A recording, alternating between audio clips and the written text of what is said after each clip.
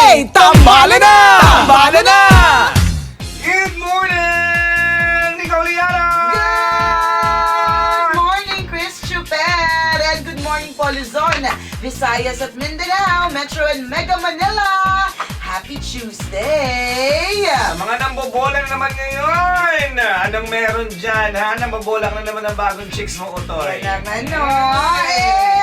Yan naman ang mga paraan, partner, kapag meron kang gustong kunin, bubulahin mo. Meron Diba, kang hindi gustong lang- discard. Correct, diba? Hindi lang naman kapag chicks eh. Maski naman, diba, nanay mo, alam mo ma, parang makinis ka ngayon. Yan, diba? Mga intro mo yan, pag alam mo, gusto mo magpa-increase ng allowance. Yan, pag may pangangailangan ka. Yan, diba? Pag ligigimi ka mamaya. Correct, kaya kung alam mo hindi ka naman masyado maganda tapos binobola ka, naku, may kailangan yan. Huwag kang magpilig. Na maganda ka talaga, ganon. Nervousing ka. Ito yan, di ba? Halimbawa na lang kaibigan mo.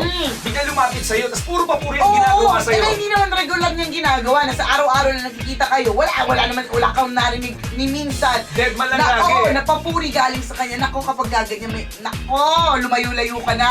Mga utang yan. meron niyang kailangan. Ganun yun. Alam na alam namin ng mga karakas sa mga taong malapit sa amin.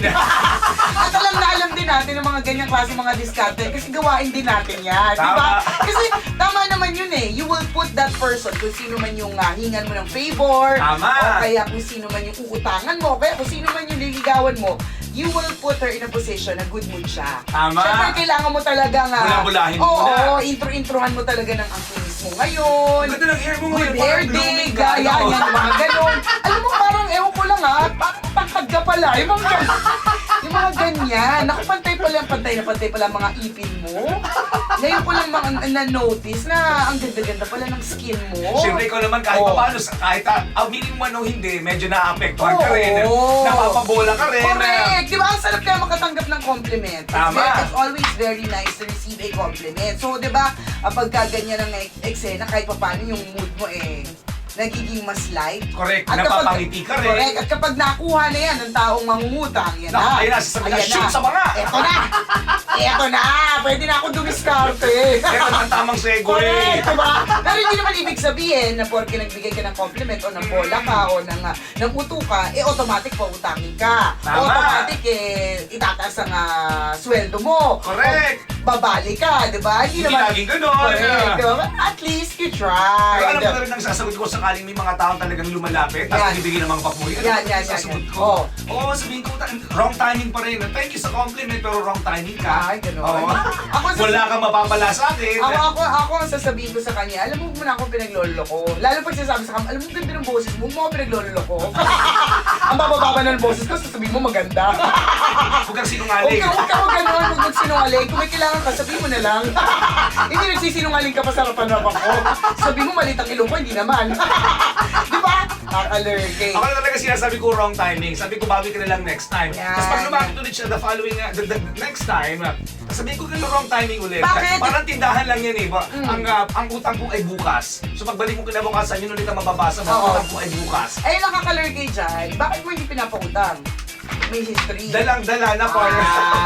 May history sa'yo. Marami ng pagkakataon na talagang hindi nabayaran ng pagkakautang. Kaya laging ganun yung may Nakakadala kaya? Oo naman.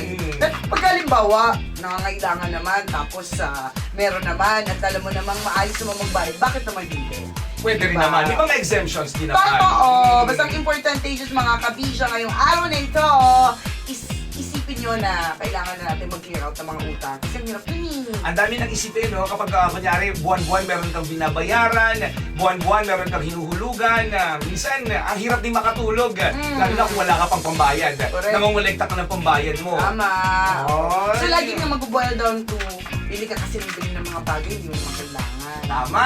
Bili ka ng bili ng bago, meron ka pa namang ayos na luma. Ang dami mo pa namang gamit sa bahay na hindi mo nagagamit. Bakit Oo. hindi mo na yun yung lumain mo? Bago ka bumili ng bago. Correct. O, di ba? Mabuti kung may pambayad ka. Bumili ng sandamukal na bago, okay lang.